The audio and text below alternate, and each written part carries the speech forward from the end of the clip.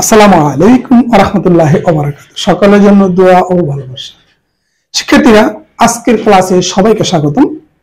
আমার আজকের ক্লাসের আলোচ্য বিষয় বিসর্গযুক্ত শব্দ এবং বিসর্গহীন শব্দ নিয়ে কিছু গুরুত্বপূর্ণ শব্দ। বিসর্গযুক্ত এবং বিসর্গহীন এরকম কিছু শব্দ আছে আমাদের, যেগুলো বাংলা লিখতে গেলে সমস্যা সৃষ্টি হয়। এগুলোকে বলা হয় যে আমাদের পাঁজি শব্দ, যে এগুলো বানান ক্ষেত্রে খুবই ভুল পরিলক্ষিত হয়। দেখো, আমরা এমন কিছু শব্দ দিয়েছি যেগুলো বিসর্গ আছে এবং এমন কিছু শব্দ দিয়েছি যার বিসর্গ নেই।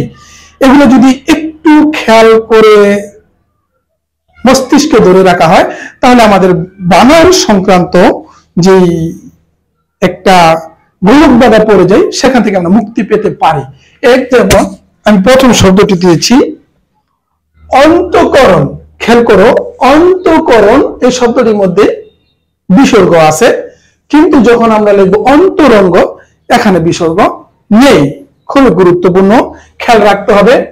অন্তঃকরণ কিন্তু অন্তরঙ্গ, এখানে বিসর্গ নেই, এখানে বিসর্গ আছে। অন্তঃপুর, অন্তঃপুর এখানে বিসর্গ। এই শব্দটি যখন লিখবো অন্তরপুর, কিন্তু উচ্চারণ অন্তরপুর, বিসর্গের জন্য র আসে, কিন্তু আমরা উচ্চারণ করি অন্তঃপুর। অন্তঃপুর কিন্তু অন্তরীণ, অন্তঃপুরে বিসর্গ আছে কিন্তু অন্তরীণে বিসর্গ নেই। এরপরে অন্তঃসার, খেয়াল করো, অন্তঃসার কিন্তু অন্তরাল, এখানে বিসর্গ নেই। অন্তঃসার শব্দটি যখন লিখবো তখন বিসর্গ যুক্ত হবে, কিন্তু যখন অন্তরাল লিখবো তখন আর বিসর্গ দিতে হবে না। তাহলে অন্তর্যুগ সার, অন্তঃসার, বিসর্গের জন্য রস চলে আসে। অন্তঃসার, এটাকে আমরা উচ্চারণ করতে অন্তঃসার, কিন্তু আমরা বলি অন্তঃসার।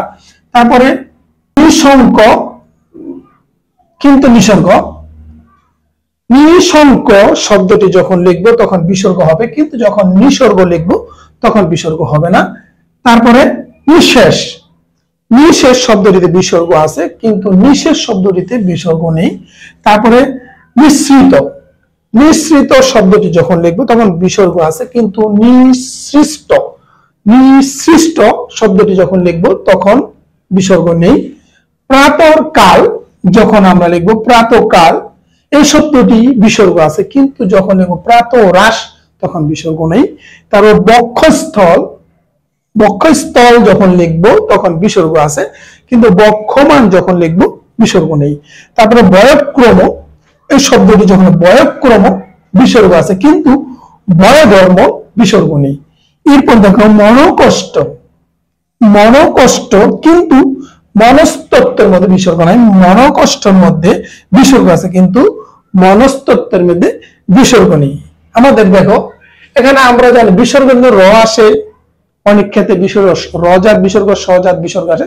আমাদের উচ্চারণ এরকম চলে অন্তর্করণ, অন্তরপুর, অন্তর্সার, নিঃশঙ্ক, নিঃসর্গ এখানে দন্তস্ব চলে আসে, নিঃশেষ চলে আসে, তারপরে নিশ্চিত চলে আসে, প্রাতঃকাল এখানে র চলে আসবে উচ্চারণে, বক্ষস্থল এখানে দন্তস্ব চলে আসবে, তারপরে বয়স্ক্রম, বয়ঃক্রম, বয়স্ক্রম চলে আসে কিন্তু মনস্কষ্ট, মনসযুগ কষ্ট, মনস্কষ্ট এখানে দন্তস্ব বিসর্গ আছে।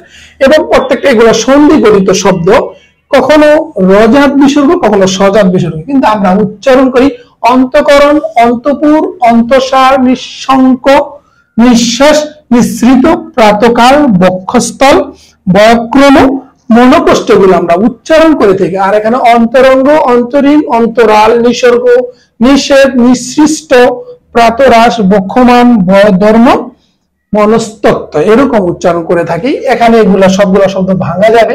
অন্তর্যুগকরণ, অন্তঃকরণ, অন্তর্যুগপুর, অন্তর্যুগ সন্ধি গঠিত শব্দ, রজাত বিসর্গ জাতীয় শব্দ। আমি শুধুমাত্র বিসর্গ যুক্ত এবং বিসর্গহীন শব্দ দেখা দেখি এগুলা আলোচনা করলাম তোমাদের জন্য।